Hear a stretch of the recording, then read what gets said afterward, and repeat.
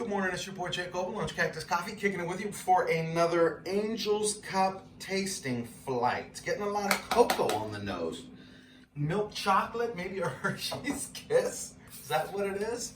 I don't know. I don't know what it is. Now you know what it is. It is a blind tasting where I'm going to try and learn the origin and the flavor notes. That's what I've been trying to get better at. So using that Gym 7 method, digging out a little crater, 32 grams of coffee, 500 grams of water. Here we go. Do 100, about 3 times, 90, 96, 100. We'll make it 100. All right, so we got 100, and now we're getting the swirl, getting the dirty swirly, just the swirly, maybe a clean swirly, getting the coffee swirly. I'm waiting for the day where I go talking to the camera here and it goes all over the place. That would be funny and sad at the same time, but so be it. All right, there we go. That's looking pretty good. There's I claim to. There's a hair on me. Okay, it's not mine. It's not mine. Okay, here we go.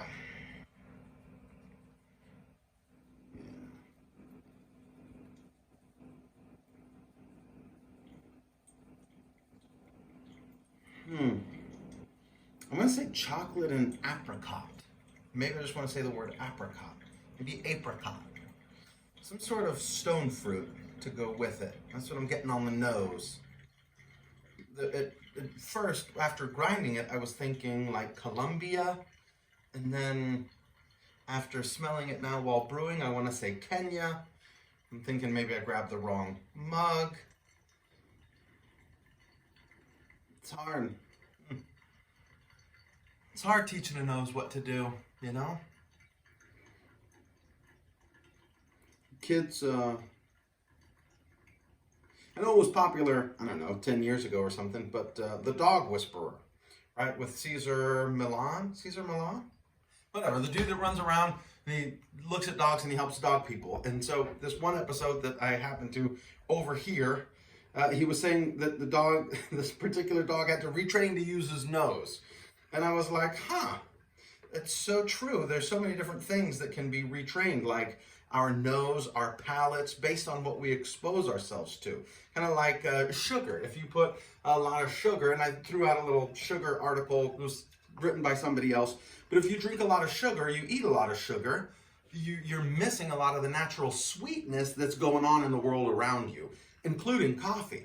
So if you drink your coffee with sugar, there's a time, right? There's a time, so I'm having coffee and sugar and creamer, or, you know, like the flavored creamer, half and half, whatever, and then here's like I'm drinking these naturally processed Ethiopian coffees with nothing in them. And kind of like as you start to move over this way, your palate has got to kind of get retrained. And it might not be, you might not enjoy kind of that process of weaning off of one and onto the other. So what I found is I like espresso with milk, because that steamed milk has some natural sweetness to it, and that natural sweetness, the sugars inside the milk kind of help you, give you the best of both worlds a little bit. I like how that looks. It's a little fast. Went a little faster today, but sometimes that is what it is. So anyhow, that's how I like to wean the palate off of that cream and sugar. But I was thinking, you know, your nose gotta get trained as well. You gotta train your nose, you gotta train your palate, you gotta train them back up because of all the processed foods that I eat and smell. I don't know. Eat and drink. You know, you kind of gotta get back to center and then try it again.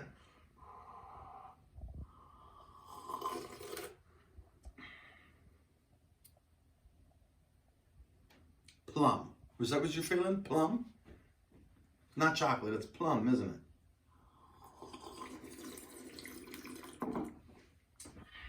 Let me grab this one as well real quick. The tulip here.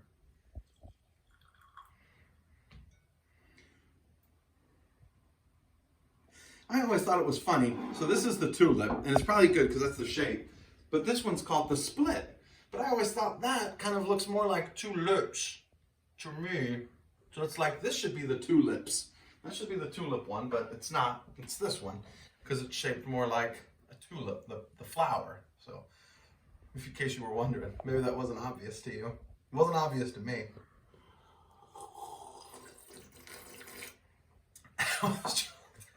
Okay, back to the coffee. What am I getting? Not the mugs. I tell you, the brain's all over the place this morning. I don't know what it is.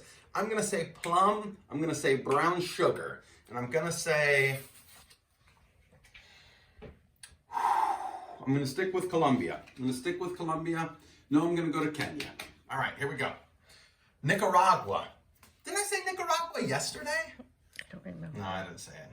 Theodore's Coffee Roasters, stone fruit, apple, and honey. So plum is a stone fruit. Nectarine is a stone fruit. Definitely some stone fruit. I would have been a little more specific with plum, but generic stone fruit is acceptable. Thank you. Well, you said apricot too. Apricot, yeah, that's a stone fruit. Apple and honey. I don't know about the apple, but definitely the honey. Kind of, I suggested brown sugar. The honey flavor is probably just a little bit lighter. Yum, body is moderate, not light, not heavy, but also silky smooth. Taste is more on the stone fruit side, getting some peach with a little bit of apple. Sweetness is like honey. I agree, it's delicious. Theodore Coffee Roasters, this is fantastic.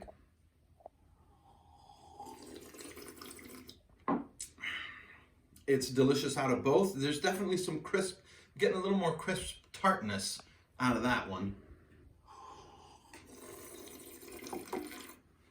Maybe that's what they're identifying as the apple, kind of that crispness there at the end. So anyhow, thanks for tuning in. Thank you, Angel's Cup. Thank you, Theodore's Coffee Roasters. Thank you for watching, and have a great week.